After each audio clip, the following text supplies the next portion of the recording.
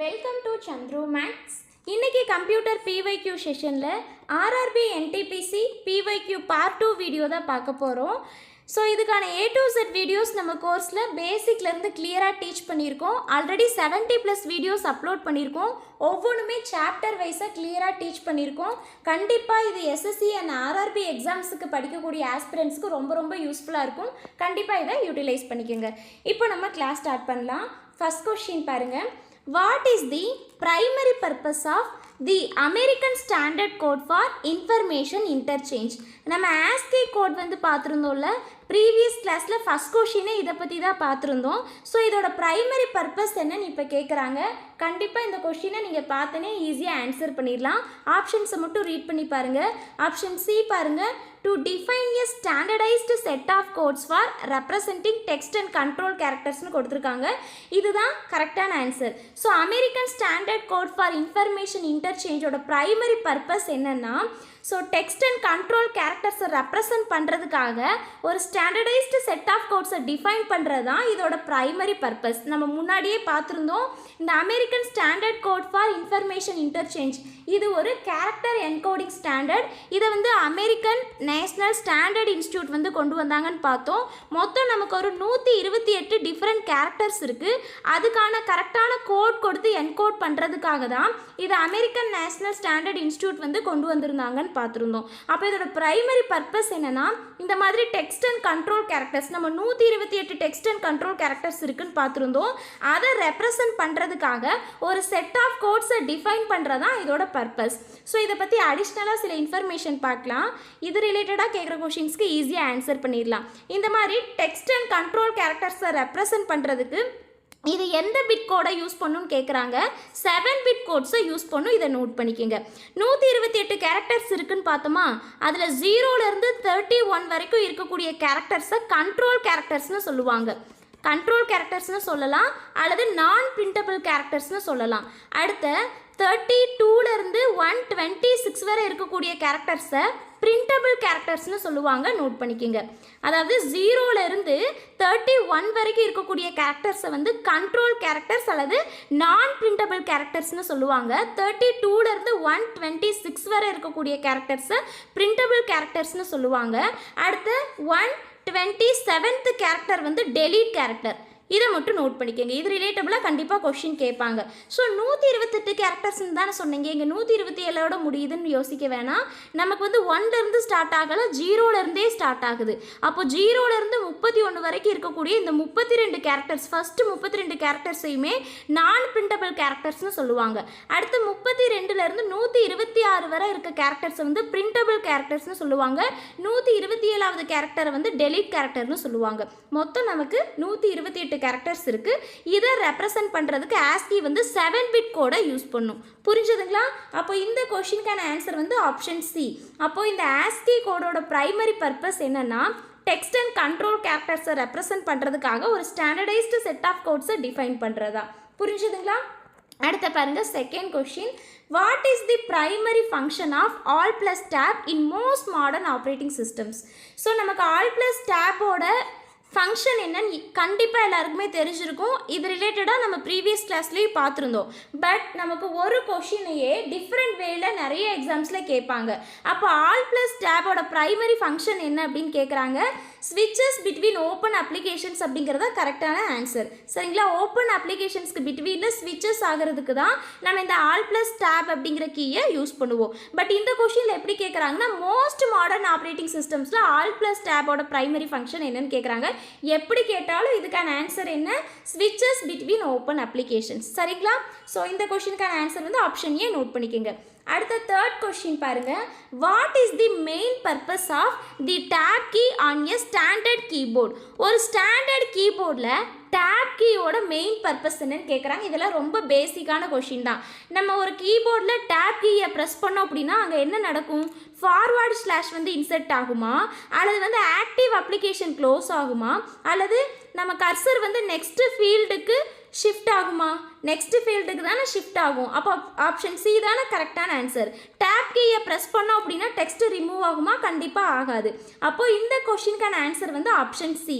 நம்ம ஒரு கீபோர்டில் டேப் கீயை ப்ரெஸ் பண்ணோம் அப்படின்னா அங்கே என்ன நடக்கும்னா to shift the cursor to the next field or tab position. Tab பொசிஷனுக்கு மூவ் ஆகும் அல்லது நெக்ஸ்ட் ஃபீல்டுக்கு வந்து கர்சர் மூவ் ஆகும்.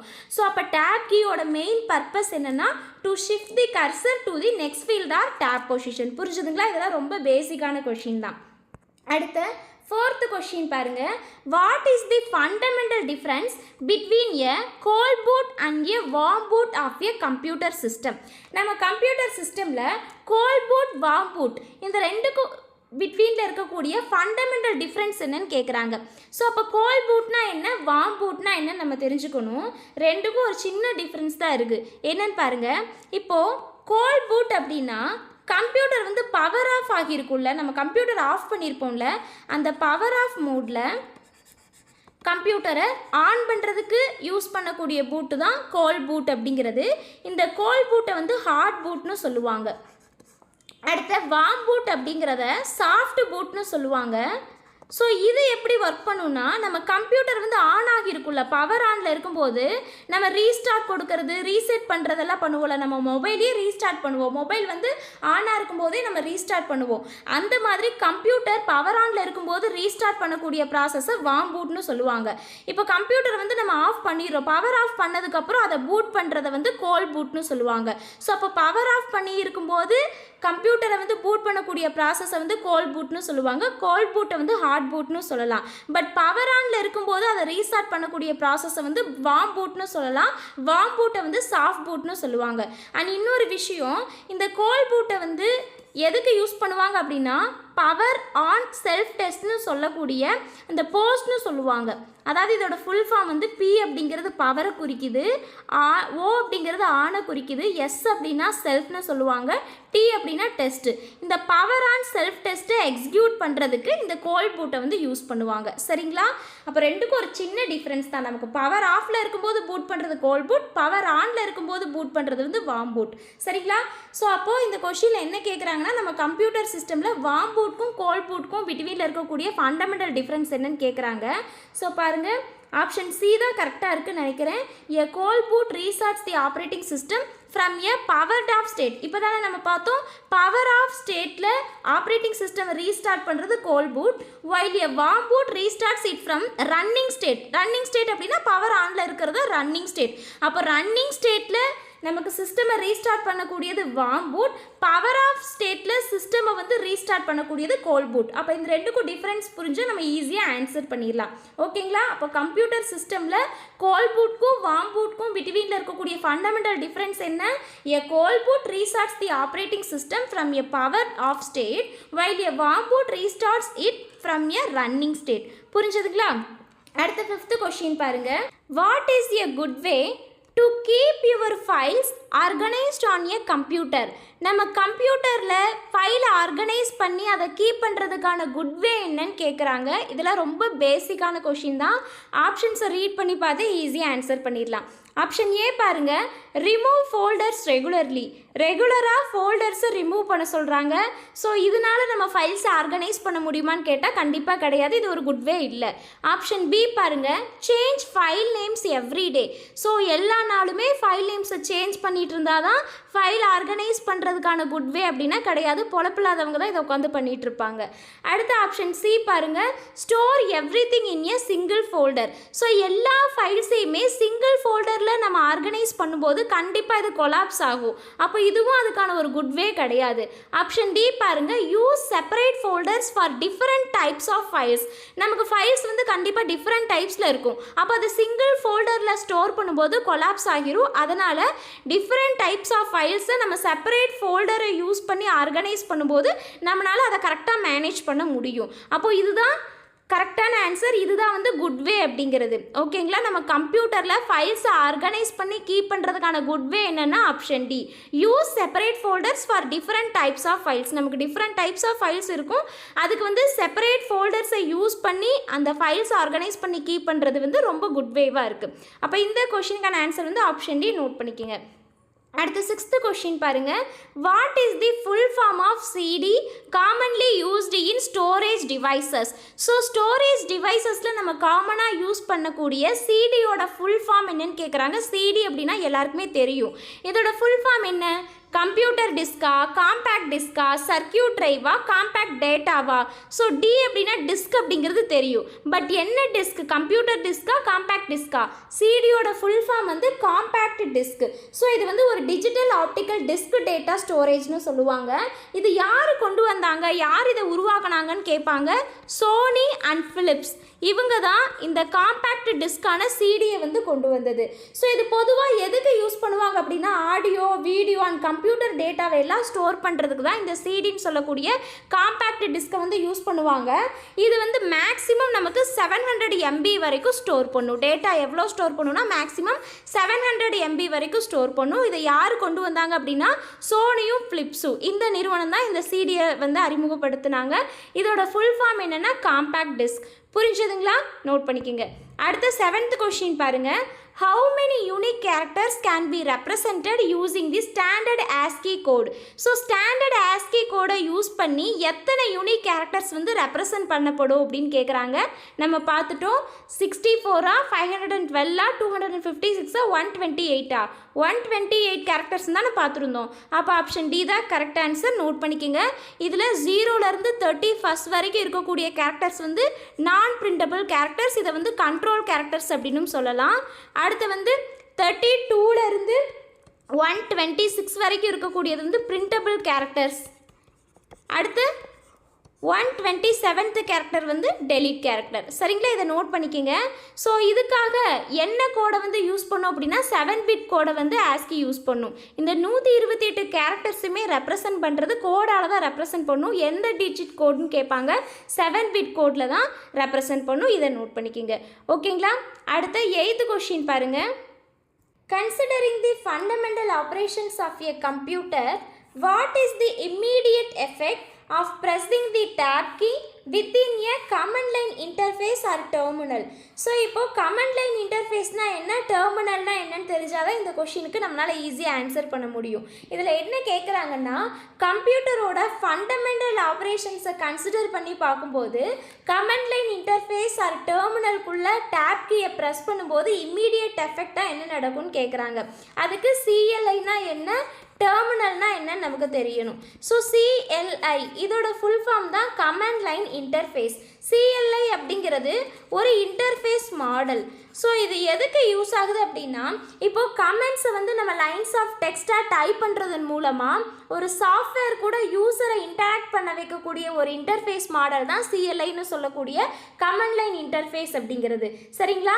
இது ஒரு டெக்ஸ்ட் பேஸ்டு மெத்தடில் கம்ப்யூட்டர் கூட இன்டராக்ட் பண்ணுறதுக்கு ஹெல்ப் பண்ணுது. அப்போ புரிஞ்சிருக்குன்னு நினைக்கிறேன். CLIயோட ஃபுல் ஃபார்ம் வந்து கமாண்ட் லைன் இன்டர்ஃபேஸ். இது ஒரு இன்டர்ஃபேஸ் மாடல்.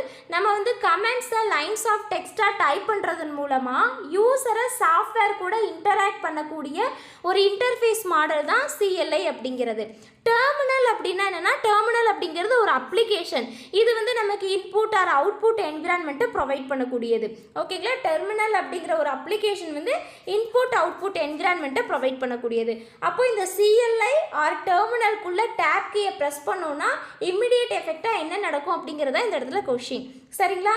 என்ன நடக்கும் அப்படின்னா it attempts to auto complete the currently typed command R file name. So கரண்ட்டாக டைப் பண்ண கமாண்ட் அல்லது ஃபைல் நேமை ஆட்டோ கம்ப்ளீட் பண்ணுறத அட்டெம்ப்ட் பண்ணுறது தான் இதோட இம்மீடியட் எஃபெக்டாக இருக்குது. புரிஞ்சதுங்களா? அப்போது நம்ம CLI அல்லது டெர்மினல்குள்ளே டேப் கீயை ப்ரெஸ் பண்ணும்போது இம்மீடியட் எஃபெக்டாக என்ன நடக்கும்னா நம்ம கரண்ட்டாக டைப் பண்ண கமாண்டோ அல்லது ஃபைல் நேமோ ஆட்டோ கம்ப்ளீட் ஆகும். அப்போ ஆப்ஷன் பி தான் கரெக்டான ஆன்சர். நோட் பண்ணிக்கோங்க. ஸோ CLI அப்படின்னா என்ன, ஃபுல் ஃபார்ம் வந்து கமெண்ட் லைன் இன்டர்ஃபேஸ். இது ஒரு இன்டர்ஃபேஸ் மாடல். இதில் வந்து நம்ம கமெண்ட்ஸை லைன்ஸ் ஆஃப் டெக்ஸ்ட்டாக டைப் பண்ணுறதன் மூலமாக யூஸரை வந்து சாஃப்ட்வேர் கூட இன்டராக்ட் பண்ண வைக்கக்கூடிய ஒரு இன்டர்ஃபேஸ் மாடல் தான் CLI அப்படிங்கிறது. ஃபுல் ஃபார்ம் வந்து கமெண்ட் லைன் இன்டர்ஃபேஸ். டெர்மினல் அப்படிங்கிறது ஒரு அப்ளிகேஷன். இது வந்து இன்புட் ஆர் அவுட்புட் என்விரான்மெண்ட்டை ப்ரொவைட் பண்ணக்கூடியது. அப்போ இதுக்குள்ளே நம்ம டேப் கீயை ப்ரெஸ் பண்ணும்போது நம்ம கரண்ட்டாக டைப் பண்ண கமாண்ட் அல்லது ஃபைல் நேம் வந்து ஆட்டோ கம்ப்ளீட் ஆகும். சரிங்களா? அதுதான் இதோட இம்மீடியட் எஃபெக்ட். அப்போ ஆப்ஷன் பி தான் கரெக்டான ஆன்சர். நோட் பண்ணிக்கோங்க. அடுத்து 9th கொஸ்டின் பாருங்க. CMOS often associated with storing system configuration stands for. So இந்த CMOS அப்படிங்கிறது ஸ்டோரிங் சிஸ்டம் கான்ஃபிகரேஷனோட அசோசியேட் ஆனது. இதோட ஃபுல் ஃபார்ம் என்ன, இது எதை குறிக்குதுன்னு கேட்குறாங்க. ஆப்ஷன் ஏல என்ன கொடுத்துருக்காங்க, கம்ப்யூட்டரைஸ்டு மெயின் ஆப்ரேட்டிங் சிஸ்டம்னு கொடுத்துருக்காங்க. ஆப்ஷன் பியில் காம்ப்ளிமெண்ட்ரி மெட்டல் ஆக்சைடு செமிகண்டக்டர்னு கொடுத்துருக்காங்க. Option C configurable modular operating சாஃப்ட்வேர்னு கொடுத்துருக்காங்க. ஆப்ஷன் டி வந்து சென்ட்ரல் மெமரி அவுட்புட் சிஸ்டம்னு கொடுத்துருக்காங்க. CMOSோட ஃபுல் ஃபார்ம் நம்ம நிறைய டைம் பார்த்துருக்கோம். காம்ப்ளிமெண்ட்ரி மெட்டல் ஆக்சைடு செமிகண்டக்டர் அப்படிங்கிறதான் இதோட ஃபுல் ஃபார்ம். இது எதுக்கு யூஸ் ஆகுதுன்னா, இன்டகிரேட்டட் சர்க்கியூட்ஸை மேனுஃபேக்சர் பண்ணுறதுக்கும் கம்ப்யூட்டர் மதர் போர்டில் பேட்டரி பவர்டு மெமரி சிப்பை கிரியேட் பண்ணுறதுக்கும் தான் இது மேஜராக யூஸ் பண்ணுறோம். ஓகேங்களா, CMOS சிப் அப்படின்னு சொல்லுவாங்க. ஸோ இது வந்து எதையெல்லாம் ஸ்டோர் பண்ணும் அப்படின்னா, சிஸ்டம் டேட் அண்ட் டைமை ஸ்டோர் பண்ணும், பூட் ஆர்டர் ஸ்டோர் பண்ணும், ஹார்ட்வேர் பேராமீட்டரை எல்லாம் ஸ்டோர் பண்ணும். அதனால் இதை வந்து ஒரு ஸ்டோரிங் சிஸ்டம் கான்ஃபிகரேஷனாக சொல்கிறாங்க. அப்போ இந்த CMOS அப்படிங்கிறது பெரும்பாலும் நமக்கு ஸ்டோரிங் சிஸ்டம் கான்ஃபிகரேஷனோட அசோசியேட் ஆகியிருக்கு. இதோட ஃபுல் ஃபார்ம் என்னென்னு தான் கேட்குறாங்க, எதை குறிக்குதுன்னு தான் கேட்குறாங்க. Option B complementary metal oxide semiconductor அப்படிங்கிறது தான் இதோட ஃபுல் ஃபார்ம். இது ஒரு சிப், செமிகண்டக்டர் சிப். ஸோ இதை யூஸ் பண்ணி தான் ஐசின்னு சொல்லக்கூடிய இன்டகிரேட்டட் சர்க்கியூட் எல்லாம் மேனுஃபேக்சர் பண்ணுவாங்க. ஸோ CPU இதன் மூலமாக தான் இயங்குது, இன்டகிரேட்டட் சர்க்கியூட் மூலமாக. இது வந்து CPUவில் இருக்கக்கூடிய ஒன் ஆஃப் தி சிப். சரிங்களா, இதை பற்றி நம்ம கம்ப்யூட்டர் பேசிக் கிளாஸில் கிளியராக பார்த்துருப்போம். அப்போது நமக்கு இந்த மாதிரி இன்டகிரேட்டட் சர்க்கியூட்ஸ், மதர் போர்டில் யூஸ் பண்ணக்கூடிய மெமரி சிப், இதெல்லாம் மேனுஃபேக்சர் பண்ணுறதுக்கு இந்த காம்ப்ளிமெண்ட்ரி மெட்டல் ஆக்சைடு செமிகண்டக்டர் தான் யூஸ் ஆகுது. சரிங்களா, அப்போ CMOSோட ஃபுல் ஃபார்ம் என்னென்னா காம்ப்ளிமெண்ட்ரி மெட்டல் ஆக்சைடு செமிகண்டக்டர். சரிங்களா, அடுத்து 10th கொஸ்டின் பாருங்கள். Which type of memory is non volatile and is used to store essential system instructions in a computer? So நமக்கு இந்த கொஷினில் என்ன கேட்குறாங்கன்னா, இந்த கொடுத்துருக்க ஆப்ஷன்ஸில் எந்த டைப் ஆஃப் மெமரி வந்து நான் volatile அண்ட் இது எதுக்கு யூஸ் ஆகுதுன்னா, கம்ப்யூட்டரில் எசென்சியல் சிஸ்டம் இன்ஸ்ட்ரக்ஷன்ஸை ஸ்டோர் பண்ணுறதுக்கு யூஸ் ஆகுது. புரிஞ்சதுங்களா? அப்போது நமக்கு நான் volatile மெமரினா என்னன்னு தெரியணும், volatile மெமரினா என்னன்னு தெரியணும். ஸோ நான் volatile மெமரியை பெர்மனண்ட் மெமரின்னு சொல்லலாம். பெர்மனண்ட் டெம்பரவரின்னு சொன்னால் தான் நமக்கு தெரியும். நான் volatile அப்படின்னா பெர்மனண்ட் மெமரி, volatile அப்படின்னா temporary memory. So volatile memory அப்படிங்கிறது கம்ப்யூட்டர் ரன் ஆகிட்டு இருக்க டைமில் மட்டும்தான் டேட்டாவை ஸ்டோர் பண்ணும்.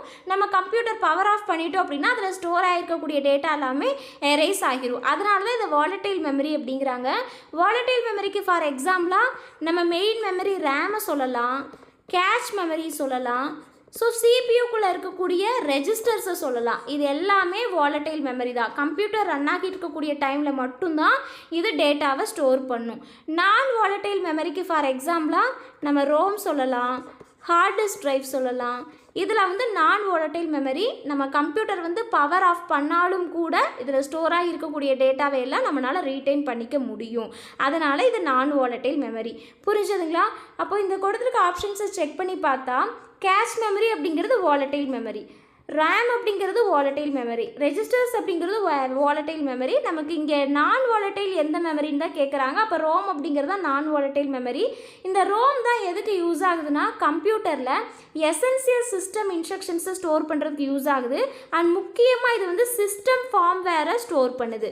சிஸ்டம் ஃபார்ம்வேர் அப்படிங்கிறபோது பயாஸ் நம்ம கேள்விப்பட்டிருப்போம், பேசிக் இன்புட் அவுட்புட் சிஸ்டம்னு சொல்லுவாங்க.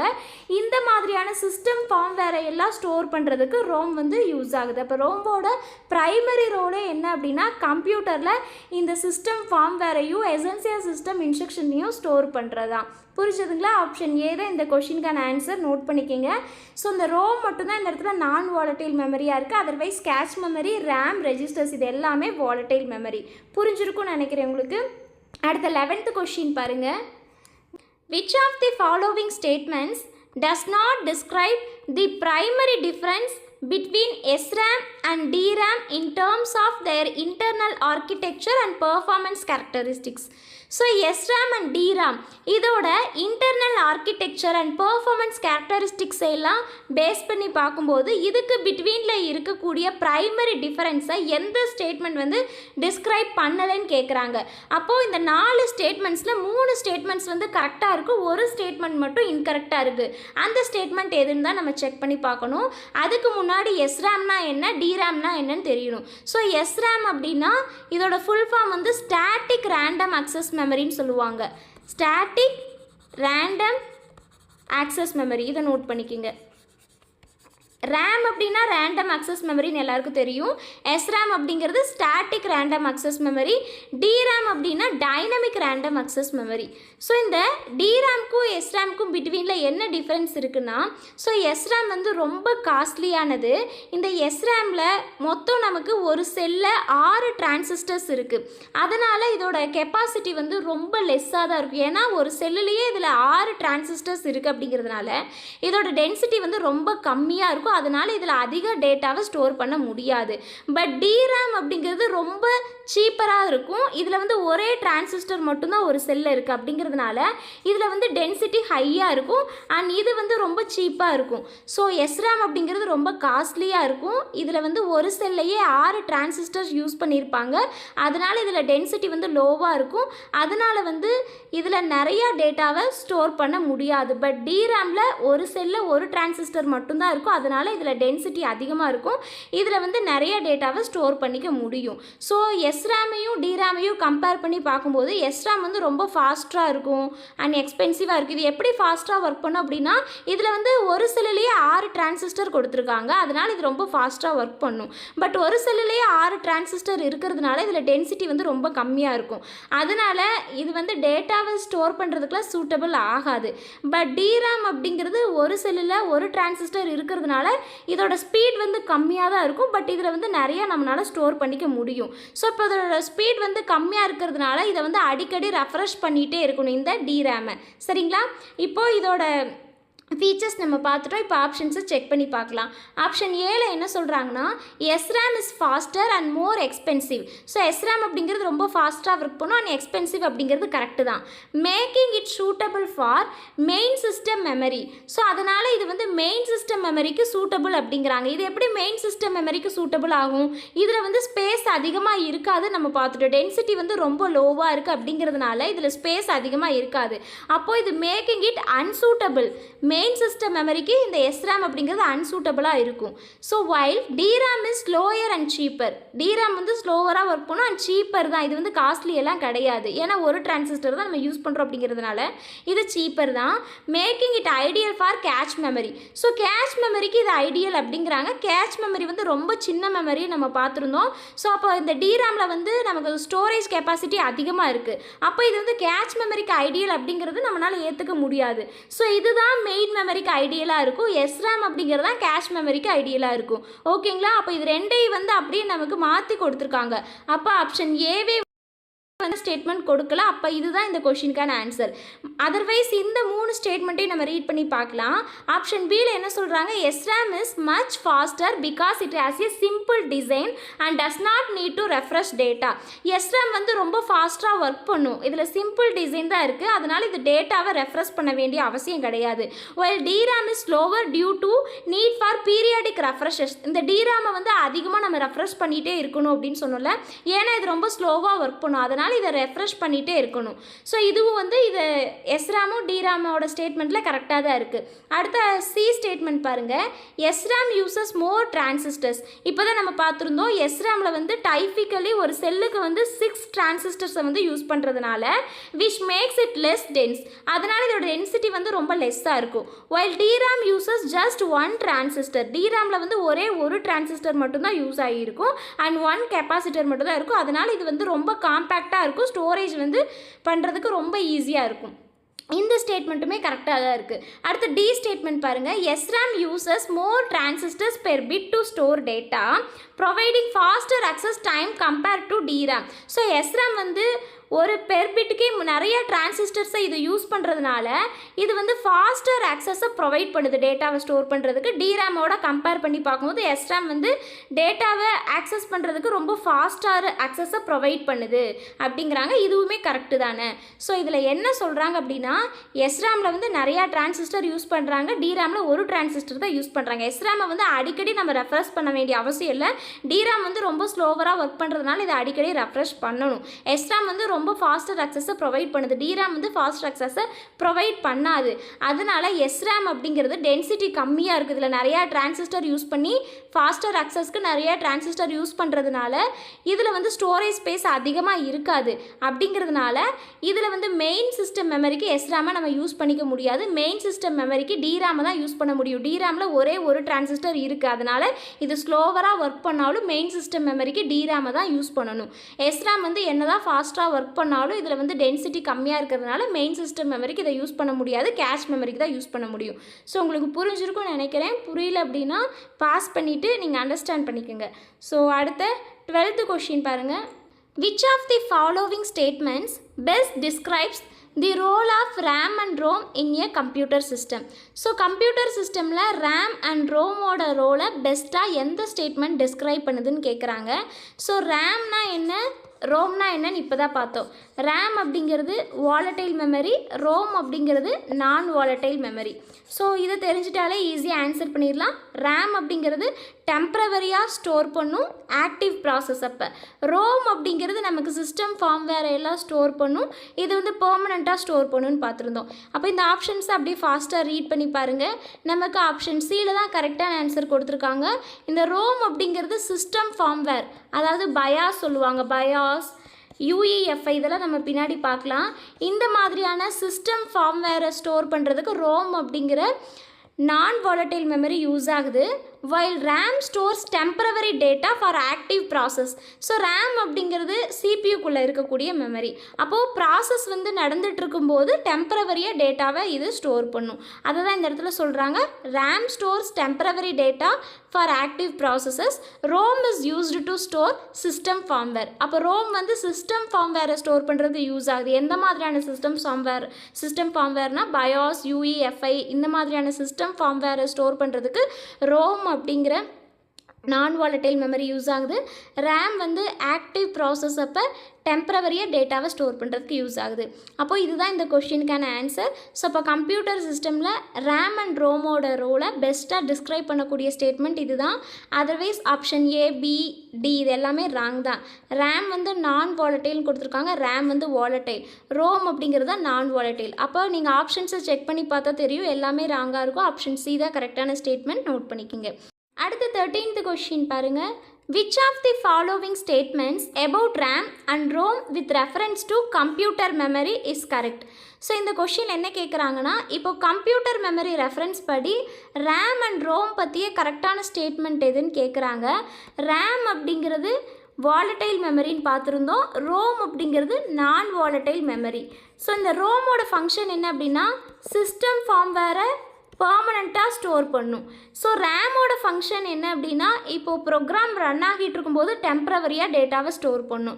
ஸோ அப்போ இந்த ஆப்ஷன்ஸ் எல்லாம் செக் பண்ணி பாருங்கள். ஆப்ஷன் D கரெக்டாக இருக்கும் நமக்கு.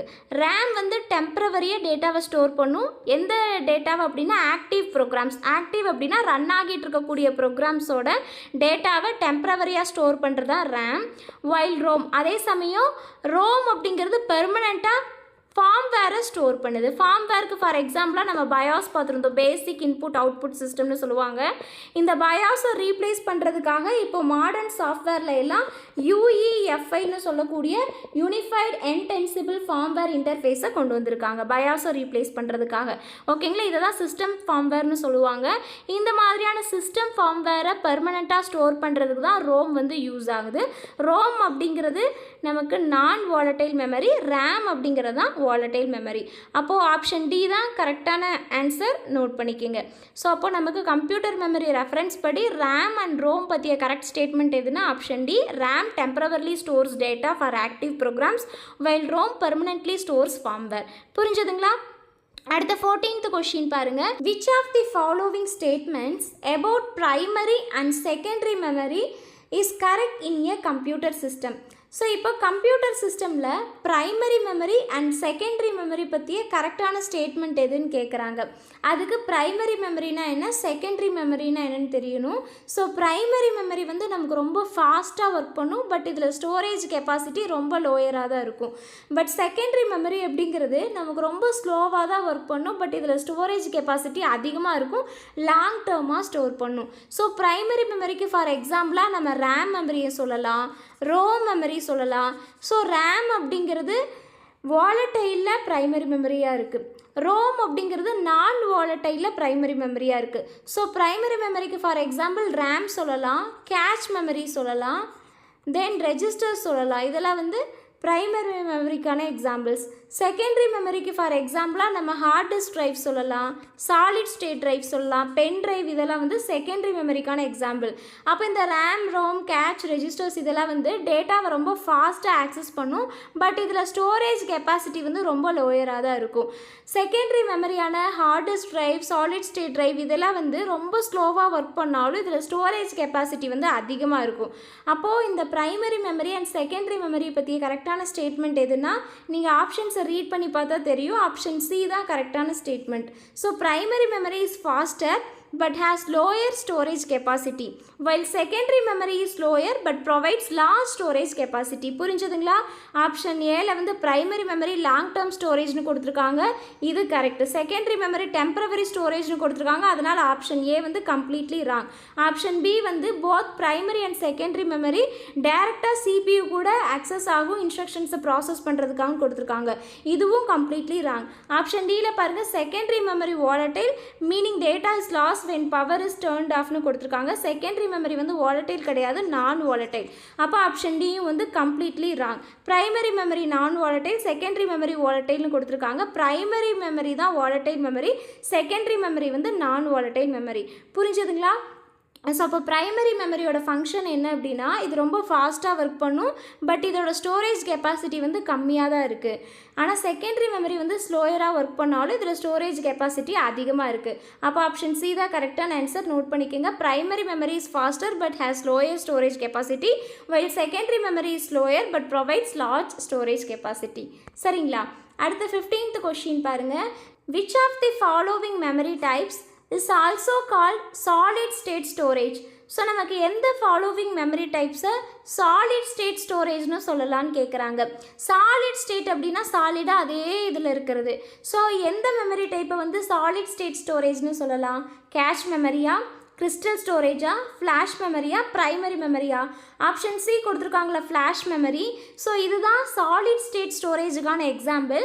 சாலிட் ஸ்டேட் அப்படின்னா இது வந்து மூவே ஆகாது, இதில் வந்து எந்த மூவிங் பார்ட்ஸுமே கொடுத்துருக்க மாட்டாங்க. நமக்கு ஹார்ட் டிஸ்க் ட்ரைவில் இருக்கிற மாதிரி இதில் மூவிங் பார்ட்ஸ் இருக்காது, அதனால தான் இதை சாலிட் ஸ்டேட் ஸ்டோரேஜ்னு சொல்கிறாங்க. ஆப்ஷன் சியில் கொடுத்துருக்காங்களா, ஃப்ளாஷ் மெமரி. ஸோ இதை வந்து நம்ம சாலிட் ஸ்டேட் ஸ்டோரேஜாக ரெஃபர் பண்ணலாம். ஸோ இந்த ஃப்ளாஷ் மெமரி அப்படிங்கிறது நான் வாலட்டைல் மெமரி, அதாவது இப்போ நம்ம வந்து பவர் ஆஃப் பண்ணிட்டாலுமே இதில் டேட்டா வந்து ஈஸியாக ஸ்டோர் பண்ணதை ரீட்டைன் பண்ணிக்க முடியும், அதனால் ஃப்ளாஷ் மெமரி அப்படிங்கிறது நான் வாலட்டைல் மெமரி. இதில் மூவிங் பார்ட்ஸ் இல்லாதனால இதை சாலிட் ஸ்டேட் ஸ்டோரேஜுக்கான எக்ஸாம்பிளாக ரெஃபர் பண்ணுறாங்க. நமக்கு ஹார்ட் டிஸ்க் ட்ரைவில் இருக்கிற மாதிரி இதில் மூவிங் பார்ட்ஸ் கிடையாது, அதனால தான் ஃப்ளாஷ் மெமரியை சாலிட் ஸ்டேட் ஸ்டோரேஜாக சொல்கிறாங்க. அப்போ நமக்கு எந்த டைப் ஆஃப் மெமரி டைப் வந்து சாலிட் ஸ்டேட் ஸ்டோரேஜ் அப்படின்னா ஃப்ளாஷ் மெமரி. இது one of the non volatile memory தான். நம்ம பவர் ஆஃப் பண்ணாலுமே இதில் ஸ்டோராக இருக்கக்கூடிய டேட்டாவை ஈஸியாக ரீட்டைன் பண்ணிக்க முடியும். இந்த இடத்துல கேஷ் மெமரி வந்து பிரைமரி மெமரி. ஸோ கிறிஸ்டல் ஸ்டோரேஜ்னு கொடுத்துருக்காங்கல்ல, கிறிஸ்டல் ஸ்டோரேஜ் அப்படிங்கிறது ஒரு 5D optical data storage technology. புரிஞ்சதுங்களா? அடுத்து பாருங்கள் 16th கொஸ்டின். Which of the following is an incorrect statement about cache memory? So cache memory பற்றிய இன்கரெக்ட் ஸ்டேட்மெண்ட் எதுன்னு கேட்குறாங்க. ஸோ ஆப்ஷன் ஏலேயே இன்கரெக்டாக தான் கொடுத்துருக்காங்க. Cache memory is a form of secondary ஸ்டோரேஜ்னு கொடுத்துருக்காங்க. ஸோ கேஷ் மெமரி வந்து இருக்கிறதுலே எக்ஸ்ட்ரீம்லி ஃபாஸ்ட் மெமரி அப்படின்னு சொல்லலாம். நமக்கு ரேமை விட ஃபாஸ்ட்டாக ஒர்க் பண்ணக்கூடியது கேஷ் மெமரி தான். ஸோ அப்போ இது வந்து ப்ரைமரி ஸ்டோரேஜுக்கான ஃபார்ம் தான். அப்போ ஆப்ஷன் ஏவே இன்கரெக்ட் ஸ்டேட்மெண்ட்டாக தான் கொடுத்துருக்காங்க. ஆப்ஷன் பியில் என்ன சொல்கிறாங்க, cache memory is located close to or inside the CPU. சிபியூக்குள்ளே சிபியூக்கு வெரி நியர்பையில் தான் கேட்ச் மெமரி லொக்கேட் ஆகியிருக்கு. இது கரெக்டு தான். ஆப்ஷன் சியில் cache memory is faster than main memory. Main memory வந்து ரேம். அப்போது மெயின் மெமரி ரேமை விட கேட்ச் மெமரி தான் ரொம்ப ஃபாஸ்ட்டாக ஒர்க் பண்ணும் அப்படிங்கிறது கரெக்டு தான். Cache memory stores frequently accessed data for quick retrieval. So quick ரிட்ரீவலுக்காக அடிக்கடி யூஸ் பண்ணக்கூடிய டேட்டாவை ஸ்டோர் பண்ணுறதா கேட்ச் மெமரி. இதுவுமே கரெக்டு தான். அப்போ இந்த 3 ஸ்டேட்மெண்ட்டுமே கேட்ச் மெமரியை பற்றிய கரெக்ட் ஸ்டேட்மெண்ட். கேட்ச் மெமரி அப்படிங்கிறது ப்ரைமரி ஸ்டோரேஜ்க்கான ஃபார்மாக கொடுக்காம செகண்டரி ஸ்டோரேஜ்க்கான ஃபார்ம்னு கொடுத்தனால ஆப்ஷன் ஏ தான் இன்கரெக்ட் ஸ்டேட்மெண்ட். அப்போ இந்த கொஷினுக்கான ஆன்சர் வந்து option A. So cache memory is a form of secondary storage is an incorrect statement about cache memory. கிளியரா? அடுத்த 17th கொஷின் பாருங்க. Which of the following abbreviations represents a volatile memory technology commonly used for the primary working memory in personal computers?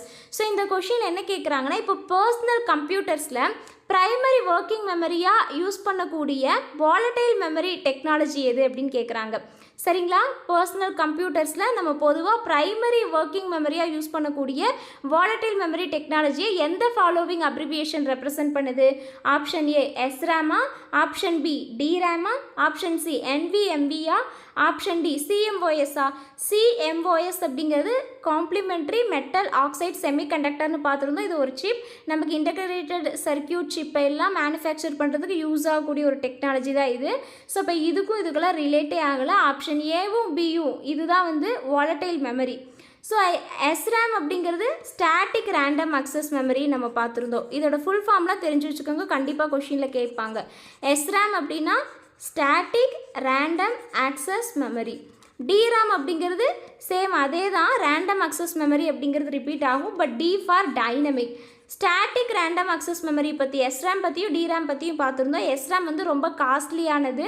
இதில் வந்து ஒரு செல்லையே நமக்கு 6 transistors இருக்கும் அப்படிங்கிறதுனால இது ரொம்ப காஸ்ட்லியானது. பட் இதில் வந்து ஒரு செல்லையே 6 டிரான்சிஸ்டர் இருக்கிறதுனால இதோட டென்சிட்டி வந்து ரொம்ப லோவாக இருக்கும். அதனால இதில் ஸ்டோரேஜ் கெப்பாசிட்டி வந்து ரொம்ப கம்மியாக தான் இருக்கும். ஸோ இதுக்கு வந்து பீரியாடிக் ரெஃப்ரெஷிங் தேவையில்லை, ஏன்னா இது ரொம்ப ஃபாஸ்ட்டாக ஒர்க் பண்ணும் அப்படிங்கிறதுனால. பட் டிராமில் வந்து ஒரு செல்லில் ஒரு டிரான்சிஸ்டர் மட்டும்தான் இருக்குது. இது வந்து ரொம்ப ஸ்லோயராக ஒர்க் பண்ணும். அதனால் இதுக்கு பீரியாடிக் ரெஃப்ரெஷிங் வந்து தேவைப்படுது. பட் டிராமில் வந்து ஸ்டோரேஜ் கெப்பாசிட்டி அதிகமாக இருக்குது அப்படிங்கிறதுனால இதை ப்ரைமரி ஒர்க்கிங் மெமரியாக பர்சனல் கம்ப்யூட்டர்ஸில் யூஸ் பண்ணுவாங்க. அப்போ ஆப்ஷன் பி தான் இந்த கொஷினுக்கான ஆன்சர். ஸோ டிராம் அப்படிங்கிறதான் பர்சனல் கம்ப்யூட்டர்ஸில் ப்ரைமரி ஒர்க்கிங் மெமரியாக பொதுவாக யூஸ் பண்ணக்கூடிய வாலடைல் மெமரி டெக்னாலஜி. புரிஞ்சதுங்களா? நோட் பண்ணிக்கோங்க. DRAM abbreviation represents a volatile memory technology commonly used for the primary working memory in personal computers. டிராம்கான ஃபுல் ஃபார்ம் வந்து டைனமிக் ரேண்டம் அக்சஸ் மெமரி. கிளியரா? அடுத்த 18th கொஷின் பாருங்கள். இதெல்லாம் ரொம்ப ஈஸியான கொஷின் தான். என்ன கேட்குறாங்கன்னா, in the context of computer memory hierarchy which of the following statements regarding access speed and cost per bit is generally true as you move from registers towards secondary storage? So registers அப்படிங்கிறது சிபியூவில் இருக்கக்கூடிய ஒரு storage part நம்ம பார்த்தோம். CPU வந்து process பண்ணிகிட்டு இருக்கும்போது டெம்பரவரியாக store பண்ணுறதுக்கு register use ஆகுது. அப்போது ரெஜிஸ்டரில் இருந்து செகண்டரி ஸ்டோரேஜுக்கு மூவ் ஆகும்போது இந்த access speed and cost per bit பற்றிய கரெக்டான ஸ்டேட்மெண்ட் எதுன்னு கேட்குறாங்க. கம்ப்யூட்டர் மெமரி ஹையரார்கியை பொறுத்து ரெஜிஸ்டர்லேருந்து செகண்டரி ஸ்டோரேஜான இந்த heart disk drive, solid state drive இதெல்லாம் சொல்லலாம். அப்போ இதிலேருந்து லாங் டேர்ம் டேட்டா ஸ்டோரேஜுக்கு தான், லாங் டேர்மாக ஸ்டோர் பண்ணுறதுக்கு தான் இதுக்கு மூவ் பண்ணுவோம்.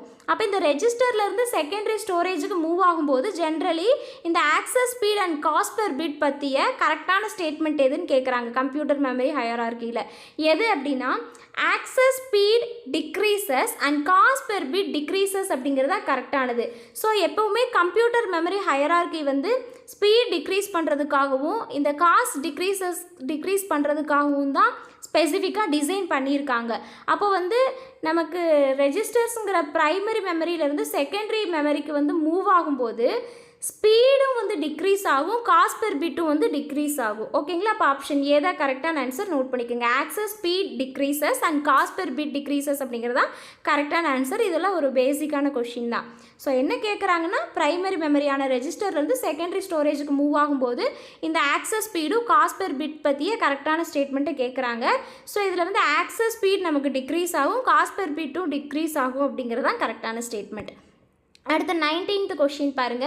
In the context of computer hardware components, what is the primary function of ROM? So ரோமோட ஃபுல் ஃபார்ம் என்னென்னா ரீட் ஒன்லி மெமரி. இது மோஸ்ட்லி எல்லாருக்கும் தெரிஞ்சிருக்கும். ரேம் அப்படின்னா ரேண்டம் அக்சஸ் மெமரி, ரோம் அப்படின்னா read only memory. So RAM அப்படிங்கிறது volatile memory, ROM அப்படிங்கிறது non volatile memory. இதை நோட் பண்ணிக்கோங்க. இந்த ரோமோட ப்ரைமரி ஃபங்க்ஷன் என்னன்னு கேட்குறாங்க. ஸோ ரோம் வந்து நமக்கு ஃபார்ம் வேறு ஸ்டோர் பண்ணுன்னு பார்த்துருந்தோம். ஃபார்ம் வேர் அப்படிங்கிறது எந்த ஆப்ஷனில் இருக்குது? ஸோ ஆப்ஷன் டியில் இருக்குது. அப்போ ஆப்ஷன் டி தான் கரெக்டான ஆன்சர். இட் ஹோல்ஸ் அப்படின்னாலும் ஸ்டோர் அப்படின்னாலும் ஒன்று தான். அப்போ இது வந்து எசென்சியல் ஃபார்ம் வேறு ஸ்டோர் பண்ணுது. எதுக்காகனா பூட்டிங் தி சிஸ்டமை பூட் பண்ணுறதுக்கு. சிஸ்டம் பூட் அப்படின்னா ஸ்டார்ட்னு சொல்லலாம். அப்போது சிஸ்டமை ஸ்டார்ட் பண்ணுறதுக்கு தேவையான ஃபார்ம் வேரை ஸ்டோர் பண்ணுறது தான் ரோமோட ப்ரைமரி ஃபங்க்ஷன் நம்ம பார்த்துருந்தோம். இந்த சிஸ்டமை பூட் பண்ணுறதுக்கு எது தேவை அப்படின்னா ஃபார்ம் வேரான பயாஸ் தேவைன்னு நம்ம பார்த்துருந்தோம். ஸோ இந்த பயாஸ்க்கான full form basic input output system. இதை நோட் பண்ணிக்கோங்க. பயாஸ்க்கான ஃபுல் ஃபார்ம் வந்து பேசிக் இன்புட் அவுட்புட் சிஸ்டம். இந்த பயாஸை ரீப்ளேஸ் பண்ணி தான் இப்போது மாடர்ன் கம்ப்யூட்டர்ஸில் எல்லாம் UEFI அப்படிங்கிற சாஃப்ட்வேரை கொண்டு வந்திருக்காங்க. ஸோ இதோட UEFI அப்படிங்கிற ஃபார்ம்வேரை கொண்டு வந்திருக்காங்க. இதோட ஃபுல் ஃபார்ம் வந்து யூனிஃபைடு என்டென்சிபிள் ஃபார்ம்வேர் இன்டர்ஃபேஸ் அப்படிங்கிறது. பட் நமக்கு முன்னாடி அதிகமாக எல்லாத்துலேயும் எது இருக்கும் அப்படின்னா இந்த பயாஸ் அப்படிங்கிற ஃபார்ம்வேர் தான் இருக்கும். பேசிக் இன்புட் அவுட்புட் சிஸ்டம். இதுதான் சிஸ்டமை பூட் பண்ணுறதுக்கு தேவைப்படுது. அப்போ இந்த மாதிரி சிஸ்டமை பூட் பண்ணுறதுக்கு தேவையான இந்த ஃபார்ம்வேரை ஹோல்ட் பண்ணி வைக்கிறது தான் ரோமோட ப்ரைமரி ஃபங்க்ஷன். இதை நோட் பண்ணிக்கோங்க. புரிஞ்சிருக்கும்னு நினைக்கிறேன். ஆப்ஷன் டி தான் கரெக்டான ஆன்சர். நோட் பண்ணிக்கோங்க. அடுத்த last 20th question. In a multitasking operating system what role does RAM primarily play when multiple applications are open simultaneously? So இந்த கொஷின் ரொம்ப ஈஸியானதான். ஆப்ஷன்ஸ் எலிமினேட் பண்ணி ஈஸியாக ஆன்சர் பண்ணிடலாம். எப்படின்னு பாருங்கள். இப்போ இதில் என்ன கேட்குறாங்கன்னா ஒரு மல்டிடாஸ்கிங் ஓஎஸில் மல்டிபிள் அப்ளிகேஷன்ஸ், அதாவது நிறைய அப்ளிகேஷன்ஸை ஒரே நேரத்தில் ஓப்பன் பண்ணும்போது ரேம் வந்து முக்கியமாக எந்த ரோலை ப்ளே பண்ணுதுன்னு கேட்குறாங்க. ஸோ ரேம் என்ன பண்ணும்? எப்போவுமே டெம்ப்ரவரியாக டேட்டா வந்து ஸ்டோர் பண்ணும். சிஸ்டம் வந்து ஆக்டிவாக இருக்கும்போது டெம்ப்ரவரியாக டேட்டாவை ஸ்டோர் பண்ணும். அப்போ அது ரிலேட்டபுளாக எந்த ஆன்சர் இருக்குது? டெம்ப்ரவரிலி ஹோல்ட் அப்படின்னா ஸ்டோர்னு நான் சொல்லியிருக்கேன். அப்போ டெம்ப்ரவரியாக ஆக்டிவ் ப்ரோக்ராம் டேட்டா இன்ஸ்ட்ரக்ஷன்ஸை ஸ்டோர் பண்ணுறதா ரேம். அப்போ ஆப்ஷன் பி தான் கரெக்டான ஆன்சர். ஆப்ஷன் ஏல பாருங்கள், பிரிண்டிங் டாஸ்க் பிரிண்டர்னு சம்மந்தமே இல்லாமல் இருக்குது. அப்போ இதை எலிமினேட் பண்ணிடலாம். ஆப்ஷன் சியில் இன்ஸ்டால்டு சாஃப்ட்வேர்க்காக பெர்மனன்ட் ஸ்டோரேஜ் ஆக்ட் பண்ணுதுன்னு ரேம்க்கும் இதுக்கும் ரிலேட்டே ஆகலை. ரேம் வந்து பெர்மனன்ட் ஸ்டோரேஜ் கிடையாது. இது டெம்ப்ரவரியாக தான் ஸ்டோர் பண்ணும். அப்போ இந்த ஆப்ஷனை அப்படியே எலிமினேட் பண்ணிடலாம். ஆப்ஷன் டியில் பாருங்கள், it processes user input commands from external devices like keyboard or mouse. So இந்த மாதிரி கீபோர்ட் மவுஸ் அப்படிங்கிற எக்ஸ்டர்னல் டிவைசஸ் கிட்ட இருந்து யூசர் இன்புட் கமெண்ட்ஸை ப்ராசஸ் பண்ணுதுங்கிறாங்க. இதுவும் கம்ப்ளீட்லி ராங். அப்போ இந்த மாதிரி ஆப்ஷனை எலிமினேட் பண்ணி கரெக்டாக ஆன்சர் பண்ணிடலாம். ரேம் எப்போவுமே என்ன பண்ணால் இதோட ப்ரைமரி ஃபங்க்ஷனே ஆக்டிவ் ப்ரோக்ராம் டேட்டா இன்ஸ்ட்ரக்ஷன்ஸை டெம்பரரி ஹோல்ட் பண்ணுது. ஸோ இது இப்போ வந்து மல்டிபிள் அப்ளிகேஷன்ஸை ஒரே நேரத்தில் ஓப்பன் பண்ணும்போது ரேமோட ப்ரைமரி ரோல் என்னென்னு தான் கேட்குறாங்க. ஸோ என்ன அப்படின்னா இந்த மாதிரி டெம்ப்ரவரியாக ஆக்டிவ் ப்ரோக்ராம் டேட்டா அண்ட் இன்ஸ்ட்ரக்ஷன்ஸை ஹோல்ட் பண்ணுது. எதுக்காக அப்படின்னா மல்டிபிள் அப்ளிகேஷன்ஸை ஓப்பன் பண்ணும்போது நிறைய டாஸ்க்ஸ் இருக்கும். அப்போ அந்த டாஸ்க்கு பிட்வீனில் ஃபாஸ்ட்டாக ஸ்விட்ச் ஆகிறத எனபிள் பண்ணுறதுக்கு டெம்ப்ரவரியாக ரேம் வந்து ஆக்டிவ் ப்ரோக்ராம் டேட்டா அண்ட் இன்ஸ்ட்ரக்ஷன்ஸை ஹோல்ட் பண்ணுது. புரிஞ்சுதுங்களா? அப்போ இந்த கொஷினுக்கான ஆன்சர் வந்து option B. It temporarily holds active program data and instruction to enable fast switching between tasks. அப்போ வந்து மல்டிபிள் அப்ளிகேஷன்ஸை ஒரே நேரத்தில் ஓப்பன் பண்ணும்போது ஈஸியாக ஃபாஸ்ட்டாக ஸ்விட்ச் ஆகணும். ஃபாஸ்ட்டாக ஸ்விட்ச் ஆனால் மட்டும்தான் ஸோ ஒர்க் வந்து சீக்கிரம் நடக்கும். அப்போ வந்து இந்த மாதிரி டாஸ்க்கு பிட்வீனில் ஃபாஸ்ட் ஸ்விட்சிங் எனபிள் பண்ணுறதுக்காக ரேம் என்ன பண்ணுது அப்படின்னா ஆக்டிவ் ப்ரோக்ராம் டேட்டா அண்ட் இன்ஸ்ட்ரக்ஷன்ஸை டெம்பரவரி ஹோல்ட் பண்ணுது. இதுதான் ரேமோட ப்ரைமரி ரோல். புரிஞ்சிருக்கும்னு நினைக்கிறேன். இந்த கொஷினுக்கான ஆன்சர் வந்து ஆப்ஷன் பி. அப்போ இந்த கிளாஸில் நம்ம 20 கொஷின்ஸ் கம்ப்ளீட் பண்ணிட்டோம். எல்லாமே கொஞ்சம் பெரிய கொஷின்ஸாக இருந்தது. ஸோ கொஞ்சம் கஷ்டமாக இருக்க கொஷின்ஸ் எல்லாம் ஸ்டார்டிங்லேயே நம்ம கிளியராக பார்த்துட்டோம் அப்படின்னா அடுத்தடுத்து நம்ம ஈஸியாக ஆன்சர் பண்ணிடலாம். ஸோ புரிஞ்சிருக்கும்னு நினைக்கிறேன். Thank you all.